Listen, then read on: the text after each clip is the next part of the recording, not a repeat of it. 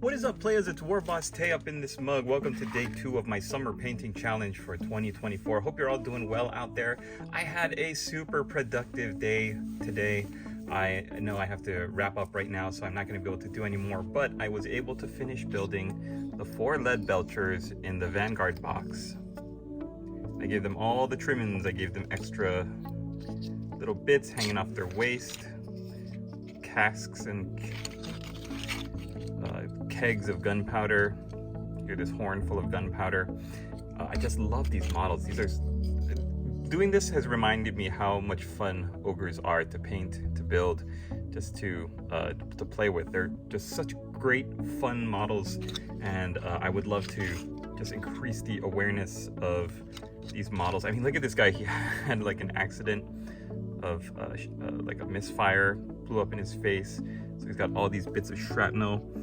His face is all scarred and cut up, and he's got like bits of shrapnel hanging out of his cheek. Just terrific. I love this guy too. He's holding his lit matchstick. He's about to light the cannon like that. Various simple, cheeky models. And you've got the 2 Gnoblars. I think there might be enough Gnoblars, thanks to the Ironblaster scrap launcher, to do like a little unit, because they've included, when you buy the Vanguard box, they include a whole pack of bases. And I think in the rules now you can only have 2 with the Gluttons unit and 2 with the Leadbelchers unit, but there are so many Gnoblars on the frames of the infantry, and then you've got like 5 or 6 in the scrap launcher as well. So I think you can build a good little sized unit if you don't mind them all kind of looking the same.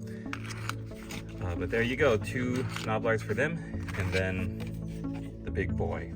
I loved this model so much, and I was like, I had it set in my mind, I'm gonna build him in sub-assemblies.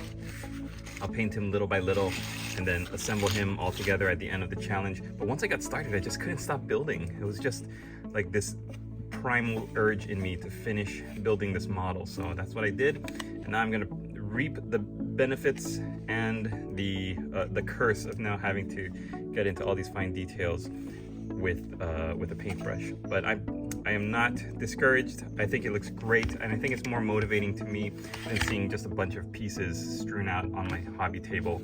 I can actually see the vision of what I want it to be. So I've finished, since yesterday, I finished building the 6 Gluttons, the 2 Gnoblars that go with them, and then now I've got the Leadbelchers, their Gnoblars, got the Ironblaster. That means the only thing left for me to build are the 2 Mournfang Riders.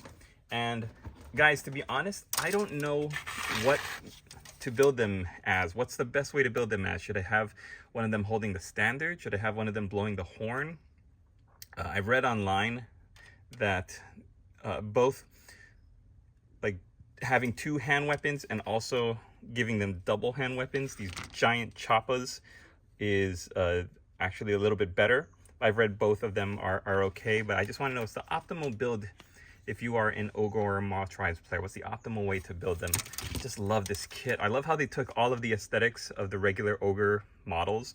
Big, beefy, chunky guys. Like the Leadbelchers and the Gluttons and even the Iron Guts, they all use the same body pretty much, walking forward with 2 beefy arms. And you can see they carried that aesthetic over into the Mournfang Riders. Yeah, I love everything about this kit. The chunky pistols, the weapons, how weird they look. This big piece of prime rib just hanging with a little bit of the fur still on it. Man, this kit is great. Ogres are great. They're great fun to collect. I've always discounted them. I thought, oh, they look boring. There's not very dynamic, but like once you get into the detail, there's so much great detail. Also, I want to point out, because I'm probably gonna forget about it, but one of my favorite things about the Ironblaster kit is that you don't even get to see, he's standing on basically a door, and there's like the lock of the door. You can see the hinges, all the boards of the door, but you don't get to see that. You also don't get to see, I believe it's this side, behind this wheel, the wheel housing that's built like kind of the rod or the axle is a chaos star. and you don't get to see it because it's absolutely covered up. You can kind of barely see the top of the point of the star right there, but there's no way that you would see it unless you're actually an Ogre player building this thing up. And I just think it's such a great detail that it's like, why would they do that? Why would they model something that you're never going to see? And then I reminded, oh, maybe it's the same guy that designed the interior of the Land Raider, or the cockpit of any of the vehicles that you don't get to see because you get them all covered up. So whoever designed this Ironblaster, fantastic work, beautiful. And him too, he's had a couple of misfires. If you took this bag of cannonballs off of him, you could see he's got like shrapnel jutting out of his arm and his chest. He's all cut up, and that's why I gave him the iron mask. But that's just such a great looking mask also. Helmet. All right, that's gonna do it. I did a little bit more work for my day 2. I built up this guy. I'm gonna make a separate video all on him though, just because I think he's such a great figure. And for my ogres, however, like I said, I'm gonna be building up the 2 Mournfang, and I wanna know what you think is the best way to build it. I've been looking at the Reddits and looking at different tactics online. I might just build them up as 2 guys holding double-handed weapons. That seems to be the most useful way to build them up. They want you to build them up in 4 packs of 4. Like for some reason they only gave you 2 in the Vanguard box. So I'm gonna have to see what's the best way I can build them with only 2 of them. But yeah, I remember painting them. I remember having a great time painting them. Can't wait to get back into it. I'm gonna be doing some videos on dry brushing fur. I think it's helpful if you're an Ogre player, especially if you're a Beast Claw Raider player. You're gonna have stone horns and thunder tusks, a lot of these guys, and having a good knowledge of painting fur is also just a good skill set to have when you're a miniature painter, because there's a lot of fur on different models, and it's a good skill to have. Yeah, I'm so looking forward to painting all of these though. Look at these big boys. Oh, beautiful. Beautiful, beautiful stuff. All right, thanks for watching, everybody. Let's jump into the daily question. All right, today's daily question is a classic. What first got you into miniature painting?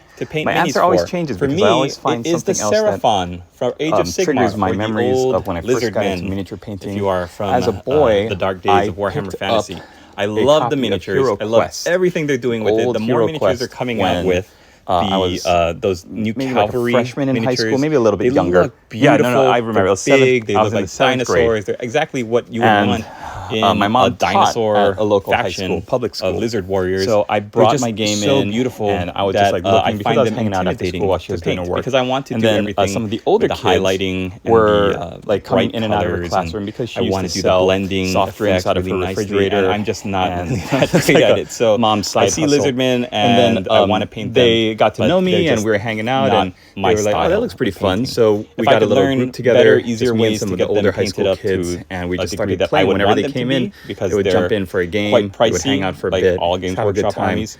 Man, the I might be 90s were happier, so but different. For now, Seraphon as an army is Anyways, just an army I would that like is to my rather answer look for the at day. It was the than first time I was collect. actually using All right, what do you miniatures think on a is board the most game that difficult, wasn't challenging like Clue army or faction? They were basically to paint just minis for? It markers. doesn't I have was to be a actually Games Workshop game. It could assembling be any and playing miniatures with game. miniatures. What is the army that you look at? I believe that was the first like, time. I I know do not I have different look forward stories to for when I painting first that. got into Warhammer. Thanks for watching, everybody. I hope you enjoyed but this video. If you talk about just head over miniatures to the Discord, and then where deciding to get into we've the got painting the side of challenge it, rules Hero and Quest the was list what of all really the lit achievements the fire and for everything me. you're going to need. All right, thanks. Can't wait to hear your answers. Leave your comments down below. I really Let me appreciate know it, what and first we'll got see you you into tomorrow for miniature day 3. painting.